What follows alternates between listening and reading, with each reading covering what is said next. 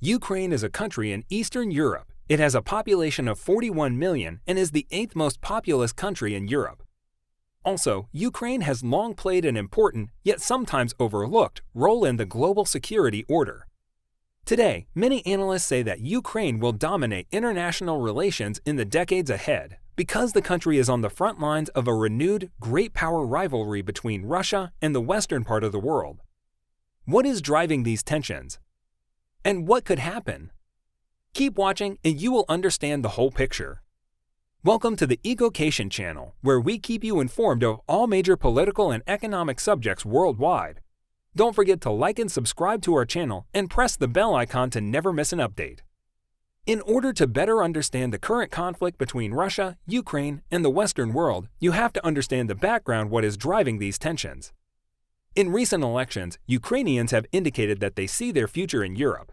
Meanwhile, Russia's aggression in Ukraine has triggered the greatest security crisis since the Cold War. On the other hand, the United States and its allies have taken significant actions against Russia during the 7-year-old conflict. You might have seen it in the headlines. Since the late 2021, Russia has built up military forces along the border with Ukraine. This caused fear that Moscow is preparing to invade Ukraine, although the Kremlin has denied this.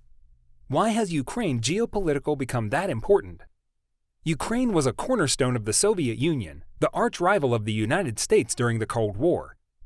Ukraine was so important to the Union that its decision to sever ties in 1991 proved to be the coup de grace for the ailing superpower. For the past 3 decades of independence, Ukraine has sought to forge its own path as a sovereign state, but also to align more closely with the Western institutions. Think about the European Union or the Northern Atlantic Treaty Organization, NATO. However, Ukraine is still divided. The more western part of Ukraine's population has generally supported greater integration with Europe, while the eastern part of Ukraine, where the Russian-speaking community lives, has favored closer ties with Russia. Since 2014, Ukraine became a battleground. That's when Russia annexed Crimea and began arming and abetting separatists in the Donbas region in the country's southeast. According to many analysts, the conflict marked a clear shift in the global security environment. But why is Ukraine that important for Russia? Besides that Russia has deep culture, economic, and political bonds with Ukraine, Ukraine is also in many ways central to Russia's identity and vision for itself in the world. It was always in Putin's goal to restore Russia to the status of a great power in northern Eurasia, according to Gerard Toll. In his book, Never Abroad, he says the end goal was not to recreate the Soviet Union, but to make Russia great again. Due to NATO's post-Cold War enlargement, which Russia has viewed as increasingly alarming, Putin's point of view against Western influence in Ukraine has become stronger.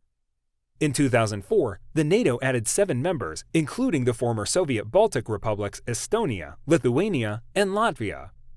4 years later, when NATO declared its intentions to bring Georgia and Ukraine into the fold at some point in the future, Russia made clear a red line has been crossed.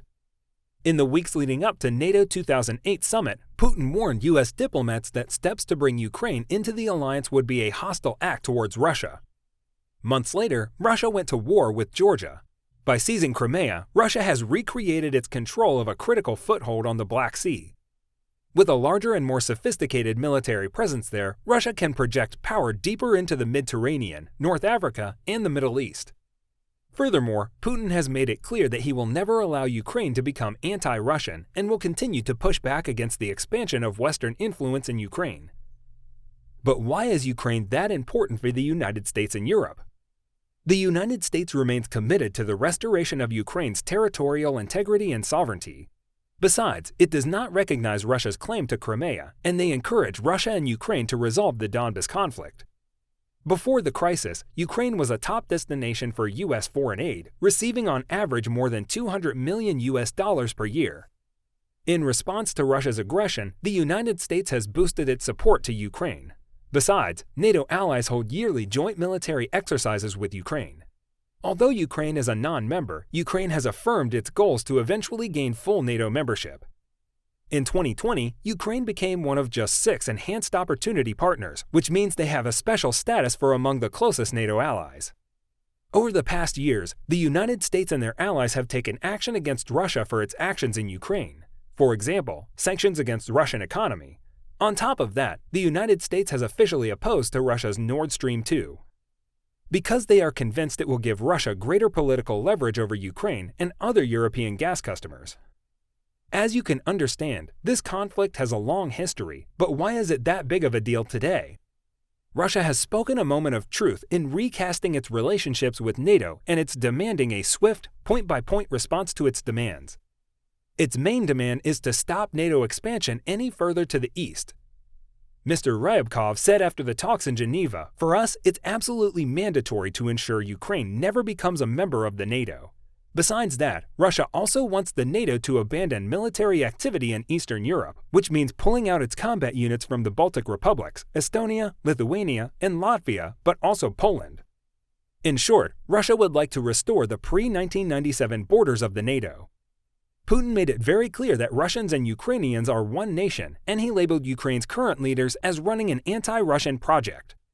How is the western part of the world responding? President Biden has threatened Putin with measure like none he's ever seen before if Ukraine is attacked. There are some measures on the table the western part of the world could use. The most common one is supporting the Ukraine military. If that wouldn't stop Russia, they could force an economic hit that would disconnect Russia's banking system from the international SWIFT payment system. But this has always been seen very much as a last resort. Also, Latvia has said that it would send a strong message to Moscow. Another threat to prevent Russia's Nord Stream 2 gas pipeline from opening in Germany. Germany Foreign Minister Annalena Baerbock already approved this decision if necessary. She said, if there is any further Russian escalation, then the Nord Stream 2 gas pipeline could not come into service. This could have disastrous consequences for especially Europe, because Europe is dependent on Russia when it comes to delivery of gas. Last year, the price of gas went already up, and this measure could cause prices to further rise. Therefore, the United States and Europe have held talks with several international energy companies on contingency plans for supplying natural gas to Europe if the conflict with Russia and Ukraine disrupts Russian supply. On the contrary, on the 14th of January, websites of the Ukrainian government agencies were hacked and replaced with threatening messages to Ukrainians that their data has been compromised. While it is unclear who is responsible for the cybersecurity incident, they come as Russia has amassed tens of thousands of troops at the Ukraine border, and after talks between the West and Moscow have failed to de-escalate the situation. Russian Foreign Minister Sergei Lavrov said, "So if NATO still refuses to discuss this theme, or the guarantees or ideas put forward by the President of Russia, Vladimir Putin, of course we will take measures to ensure that our security, our sovereignty, and our territorial integrity does not depend on anyone else." The US and its allies in Europe are still deliberating what kind of military aid they will send to Ukraine in the face of the Russian buildup, because they are reluctant to get drawn into a direct military conflict with Russia. Western officials have been pushing for a diplomatic solution they hope will de-escalate the tension. What do you think? Will Russia invade Ukraine soon enough? Will the United States and their allies force disastrous sanctions against Russia? Or do you think they will agree to a ceasefire? What are your thoughts? Let us know in the comments. For more interested topics of worldwide politics and economic subjects, like, subscribe, and put your notifications on in order to always be updated of what is going on in the world.